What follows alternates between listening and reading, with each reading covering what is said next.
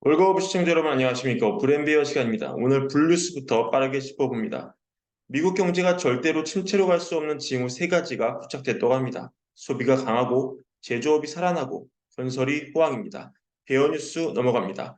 미국 정부 부채가 치솟고 있습니다. 유일한 해결책이 인플레이션뿐이라는 전망이 나오고 있습니다.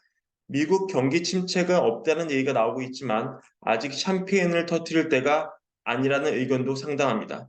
미국의 경제학자 데이비드 로젠버그가 포모 현상의 위험성을 경고하고 나섰습니다. 블루스부터 가봅니다. 불의 입장에서는 지금 미국 경제 나쁠 게 없습니다. 소비 측면입니다. 2분기에 미국 소매 판매는 연간 환산 기준으로 4.7% 증가했습니다. 차량 및 주유소를 제외한 소매 판매는 연간 환산 기준 6.3% 증가했습니다. 인플레이션을 반영해 수치를 떨어뜨린 이후에도 여전히 강합니다. 인플레이션 감안 실질 소매 판매는 2분기에 연간 기준 1.9% 증가했습니다. 2020년 이전 수치보다 오히려 소비가 탄탄한 모습입니다. 제조업 분야 보시겠습니다. 2분기에 차량 생산은 7.6% 증가했고 하이테크 산업의 생산은 3.9% 증가했습니다. 하이테크와 일반 산업 생산 그래프를 보면 이렇게 지속적으로 증가하는 모습입니다. 2분기에 단독주택 건축 허가는 11% 증가했습니다. 제조업 건설 붐의 편승에 올해 건설 관련 고용은 8만 8천 명 증가했습니다. 팬데믹 이전 수준보다 오히려 33만 명 넘게 많은 수준입니다. 이런 산업 세부 지표를 종합해 봤을 때 침체가 올래야 올 수 없다는 게 불의 입장입니다. 베어 입장 넘어갑니다. 바로 직전 영상에서 부채의 공포가 몰려온다고 말씀드렸는데요. 여러분, 이 그래프 어떤 그래프라고 보이십니까? 나스닥 그래프일까요? 아니면 비트코인 그래프일까요? 혹은 엔비디아 주가 차트일까요? 이건 바로 미국의 정부 부채 차트입니다. 지난 2008년 금융위기 이후 한번 점프한 부채는 이후 상승 각도를 높였고요. 2020년 코로나 이후 한 차례 또 점프한 부채는 또 한 번 상승 각도를 높였습니다. 그래서 루벤슈타인은 얘기합니다.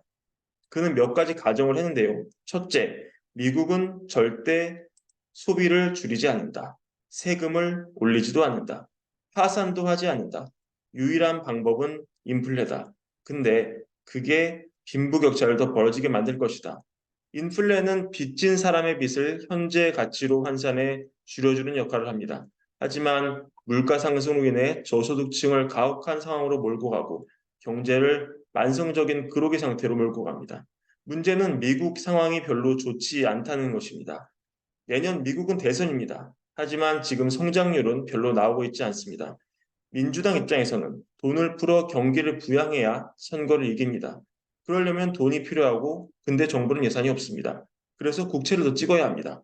그런데 예전엔 미국이 찍으면 중국이 사줬습니다. 하지만 지금 중국은 미국과 싸우며 국채를 오히려 팔고 있습니다. 중국이 안 사주면 미국 금융사가 자체적으로 사줘야 됩니다. 하지만 실리콘밸리 은행이 미국 국채 들고 있다가 파산했는데 누가 사줄 수 있을까요?